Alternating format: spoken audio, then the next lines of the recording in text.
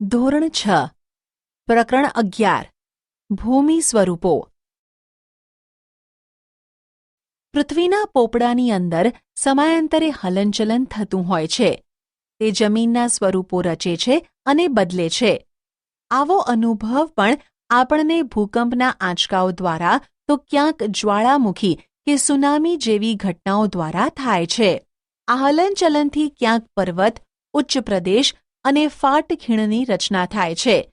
તે ઉપરાંત નદી, હિમનદી, પવન, સમુદ્રના મોજા જોવા કુદરતી બળોના લીધે ધોવાણ અને નિક્ષેપણ ક્રિયા દ્વારા કાંપના મેદાનો, ખીણો અને કોતરોની રચના થાય છે. પૃથ્વી સપાટીનો અમુક ભાગ ચોક્કસ ઊંચાઈ, ઢોળાવ અને આકાર પ્રાપ્ત કરે ત્યારે તેને ભૂમિ સ્વરૂપ કહેવામાં આવે છે. ભૂમિ સ્વરૂપના મુખ્ય પ્રકાર. પ્રદેશની ઊંચાઈ પ્રમાણે જમીન ભાગોને પર્વત, ઉચ્ચ પ્રદેશ, મેદાન વગેરે નામથી ઓળખવામાં આવે છે. 1. પર્વત માઉન્ટેન. સમુદ્ર સપાટીથી લગભગ 900 મીટરથી વધુ ઊંચાઈ ધરાવતા તેમજ ઓછા કે તીવ્ર ઢોળાવ અને સાંકડા શિખરો ધરાવતા વિસ્તારને પર્વત કહે છે. પૃથ્વીના પેટાળમાં ભૂકંપ અને જ્વાળામુખી જેવા કુદરતી ભૌતિક બળોની ક્રિયા, પ્રતિક્રિયા અને આંતરક્રિયાથી પર્વતો બને છે. પર્વતોના ઉદ્ભવ અને વિકાસમાં એકથી વધુ ક્રિયાઓ અને બળોની અસર જોવા મળે છે. તેથી પર્વતો તેના વિવિધ પાસાઓના સંદર્ભમાં એકબીજાથી અલગ જોવા મળે છે. પૃથ્વી સપાટીના આશરે 26% વિસ્તારમાં પર્વતો આવેલા છે. પર્વતોનું વર્ગીકરણ. નિર્માણ ક્રિયાના આધારે પર્વતોને 4 વિભાગમાં વહેંચવામાં આવે છે. 1. ગેડ પર્વત. 2. ખંડ પર્વત. 3. જ્વાળામુખી પર્વત. 4. અવશિષ્ટ પર્વત. 1. ગેડ પર્વત ફોલ્ડ માઉન્ટેન. મોટે ભાગે સમુદ્ર તળિયાના પ્રદેશો કે જળાશયોના તળિયે એકત્ર થયેલા નિક્ષેપમાં બંને બાજુએથી દબાણ આવતા કરચલીઓ કે ગેડ પડે છે. તેના ઉર્ધ્વ વળાંકને આપણે શિખર તરીકે અને અધો વળાંકને ખીણ કે તળેટી સ્વરૂપે જોઈ શકાય છે. એશિયામાં હિમાલય, યુરોપમાં આલ્પ્સ, ઉત્તર અમેરિકામાં રોકીઝ અને દક્ષિણ અમેરિકામાં એન્ડીઝ દુનિયાના મુખ્ય ગેડ પર્વત છે. 2. ખંડ પર્વત બ્લોક માઉન્ટેન. ભૂગર્ભિક બળોને લીધે 2 ભૂમિ સ્તરો પર ખેંચાણ બળ લાગે છે ત્યારે તેમાં તિરાડ કે ફાટ પડે છે. આથી આજુબાજુનો ભાગ બેસી જાય, વચ્ચેનો ભાગ સ્થિર રહે તો તે ખંડ પર્વત અને નીચે બેસી જતા ભાગમાં ફાટ ખીણ રચાય છે. જર્મનીનો હોર્સ્ટ પર્વત તેનું શ્રેષ્ઠ ઉદાહરણ હોવાથી આવા પર્વતને હોર્સ્ટ પર્વત પણ કહેવામાં આવે છે. ભારતમાં આવેલા નીલગિરી, સાતપુડા, વિંધ્યાચલ પર્વત ખંડ પર્વતના ઉદાહરણો છે. 3. જ્વાળામુખી પર્વત વોલ્કેનિક માઉન્ટેન. જ્વાળામુખી ફાટતા પ્રસ્ફોટનથી બહાર ફેંકાતા પદાર્થો શંકુ આકારે જમા થતાં તે જ્વાળામુખી પર્વત બને છે. ઇટાલીનો વિસુવિયસ, ઇક્વિડોરનો કોટોપ્સી, જાપાનનો ફ્યુજીયામા અને ભારતનો બેરન, અંદમાન, પાવાગઢ અને ગિરનાર જ્વાળામુખી પર્વતના ઉદાહરણો છે. 4. અવશિષ્ટ પર્વત રેસિડ્યુઅલ માઉન્ટેન.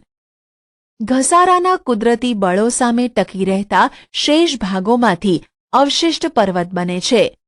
હજારો વર્ષથી પોચા ખડકો ઘસાઈને વહી જાય છે તથા નક્કર ખડકમાંથી બનેલ ભૂમિભાગ ઊંચા ભૂમિખંડ તરીકે ટકી રહે છે. તેને જ અવશિષ્ટ પર્વત કહે છે. ભારતમાં અરવલ્લી, નીલગિરી, પારસનાથ, રાજમહલ તથા પૂર્વ ઘાટ અવશિષ્ટ પર્વતના ઉદાહરણો છે. પર્વતોનું મહત્વ. પર્વતો દેશ કે પ્રદેશની સીમા સરહદ અને કુદરતી દિવાલ સમાન છે અને ઠંડા પવનથી રક્ષણ કરે છે. તો ભેજવાળા પવનો રોકીને વધારે વરસાદ આપે છે. પર્વતો નદીઓના ઉદ્ગમ સ્થાન છે.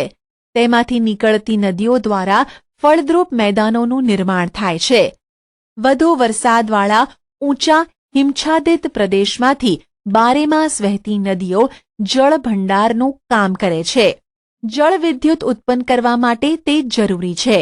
ઉપરાંત પર્વતો જંગલ સંપત્તિ, ખનિજ સંપત્તિ અને પ્રાણી સંપત્તિના ભંડાર છે.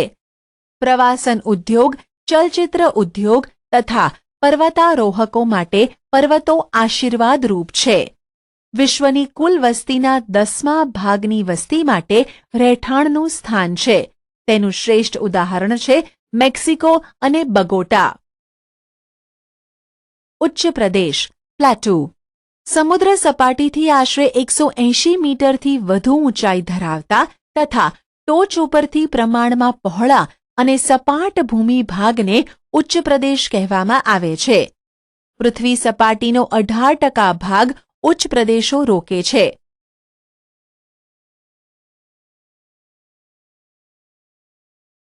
ઉચ્ચ પ્રદેશોનું વર્ગીકરણ. ભૌગોલિક સ્થાન અને સંરચનાના આધારે ઉચ્ચ પ્રદેશોને 3 ભાગમાં વહેંચી શકાય છે. 1. આંતરપર્વતીય ઉચ્ચ પ્રદેશ. 2. પર્વત પ્રાંતીય ઉચ્ચ પ્રદેશ. 3. ખંડીય ઉચ્ચ પ્રદેશ. 1. આંતરપર્વતીય ઉચ્ચ પ્રદેશ ઇન્ટરમોન્ટેન પ્લેટો.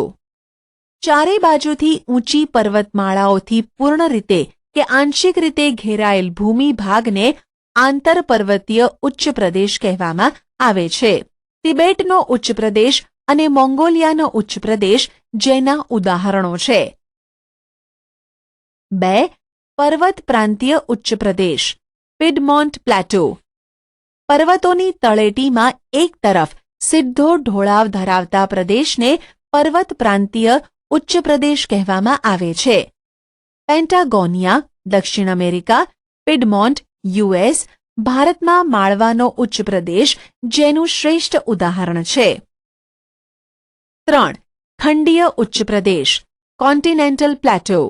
ભૂગર્ભિક હલનચલનથી ઉચકાયેલા ભૂમિ ભાગને કે મોટા ભૂમિ ભાગ પર લાવાના સ્તરો ખૂબ ઊંચાઈ સુધી ઠરવાથી ખંડીય ઉચ્ચ પ્રદેશનું નિર્માણ થાય છે.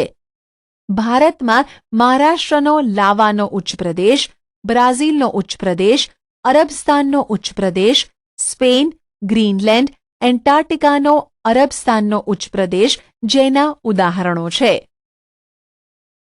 ઉચ્ચ પ્રદેશનું મહત્વ. ઉચ્ચ પ્રદેશની લાવાની ફળદ્રુપ જમીન હોય તો કપાસની ખેતી માટે અનુકૂળ બને છે. પ્રાચીન નક્કર ખડકના ઉચ્ચ પ્રદેશમાંથી લોખંડ, મેંગનીઝ, સોનું જેવી કિંમતી ખનિજો મળે છે. જેમ કે ભારતનો છોટા નાગપુરનો ઉચ્ચ પ્રદેશ. આ જ ઉચ્ચ પ્રદેશમાં ઢોળાવો પશુપાલન માટે ખૂબ જ મહત્વના છે. પ્રવાસન અને ફિલ્મ શૂટિંગ માટે ઉપયોગી છે. જાણવા જેવું. ગુજરાતના સૌરાષ્ટ્ર કલ્પની લગભગ મધ્યમાં ઉચ્ચ પ્રદેશની રચના થયેલી છે. મેદાન.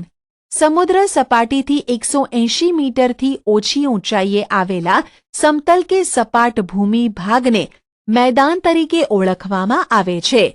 તે પૃથ્વી સપાટીના લગભગ 55% ભાગ પર ફેલાયેલ છે. દુનિયાના મોટા ભાગના મેદાન નદીઓ દ્વારા ઠલવાયેલ માટીમાંથી નિર્માણ પામ્યા છે. નદીઓ સિવાય કેટલાક મેદાનોનું નિર્માણ પવન, જ્વાળામુખી અને હિમ નદીઓ દ્વારા પણ થાય છે.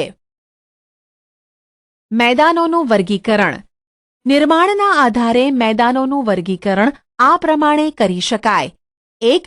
કિનારાના મેદાન સંરચનાત્મક મેદાન. 2. ઘસારણના મેદાન. 3. નિક્ષેપણના મેદાન. 1. કિનારાના મેદાન કોસ્ટલ પ્લેન ઓર કન્સ્ટ્રક્ટિવ પ્લેન. આ મેદાનોનું નિર્માણ મુખ્યત્વે સમુદ્ર કિનારા એટલે કે પૃથ્વીની ભૂગર્ભિક હિલચાલને કારણે સમુદ્ર કિનારા નજીકનો ખંડીય છાજલીનો ભૂમિ ભાગ ઊંચકાય ત્યારે બનતા મેદાનને સંરચનાત્મક મેદાન કહે છે. આવા મેદાન મોટે ભાગે ભૂમિખંડના કિનારે જોવા મળે છે. મેક્સિકોના અખાતના કિનારે ફેલાયેલ સંયુક્ત રાજ્ય અમેરિકાના દક્ષિણ પૂર્વે આવેલ મેદાન તેનું ઉદાહરણ છે. જમીનના તળિયા ઘસાવાના કારણે પણ આવા મેદાનનું નિર્માણ થાય છે. ઓસ્ટ્રેલિયાનું મધ્યનું મેદાન આ પ્રકારે નિર્માણ પામ્યું છે. 2. ઘસારણના મેદાન ઇરોઝનલ પ્લેન.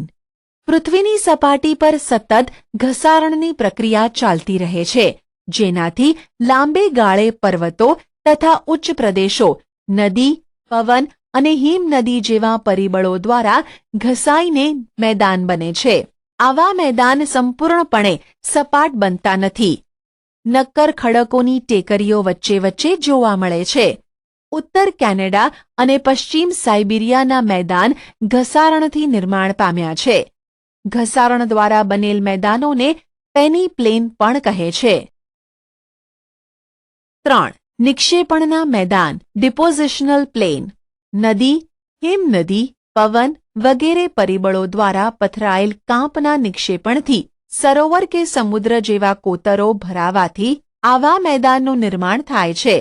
તેથી તેને નદીકૃત કે કાંપના મેદાન પણ કહેવામાં આવે છે. ભારતમાં ગંગા યમુનાના મેદાન, ઉત્તર ચીનમાં હવાંગહોનું મેદાન, ઇટાલીમાં હો નદી દ્વારા બનેલ લોમ્બાર્ડીનું મેદાન કાંપના મેદાનના વિશિષ્ટ દ્રષ્ટાંત છે. જ્યારે મેદાનોનું નિર્માણ સરોવરમાં કાંપના નિક્ષેપણથી થાય છે ત્યારે તેને સરોવરના મેદાન કહે છે. કાશ્મીરની ખીણો ભારતમાં સરોવરના મેદાનનું ઉદાહરણ છે. મેદાનોનું મહત્વ.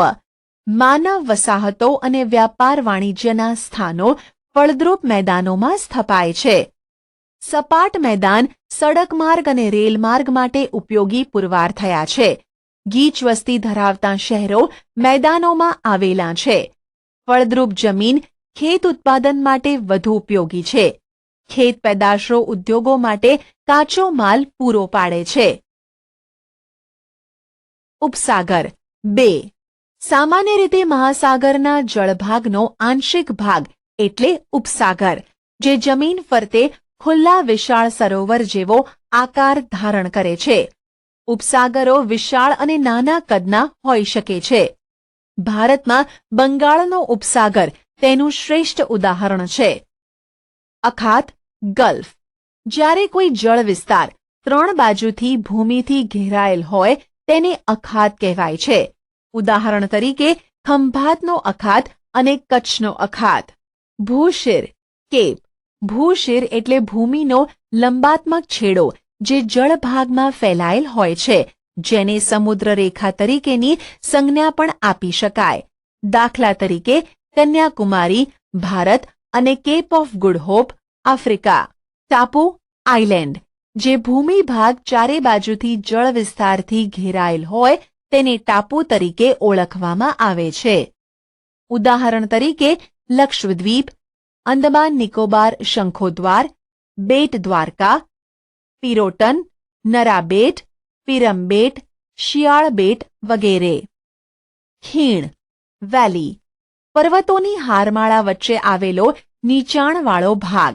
ગેડ પર્વતો અને ખંડ પર્વતોના નિર્માણ વખતે તથા નદી, હિમનદીના ઘસારણ કાર્યના પરિણામે ખીણોની રચના થાય છે. દાખલા તરીકે કાશ્મીર ખીણ. સામુદ્ર ધુની, સ્ટ્રેટ. 2 જળ વિસ્તારોને જોડતી સાંકડી જળપટ્ટીને સામુદ્ર ધુની કહે છે. ઉદાહરણ પાલ્કની સામુદ્ર ધુની ભારત અને શ્રીલંકા વચ્ચે. સંયોગી ભૂમિ, ઇસ્થમસ. 2 જળ વિસ્તારોને અલગ કરતી સાંકડી ભૂમિ પટ્ટીને સંયોગી ભૂમિ કહે છે. ઉદાહરણ પનામા ઉત્તર અને દક્ષિણ અમેરિકા ખંડ વચ્ચે. આપેલા વિકલ્પોમાંથી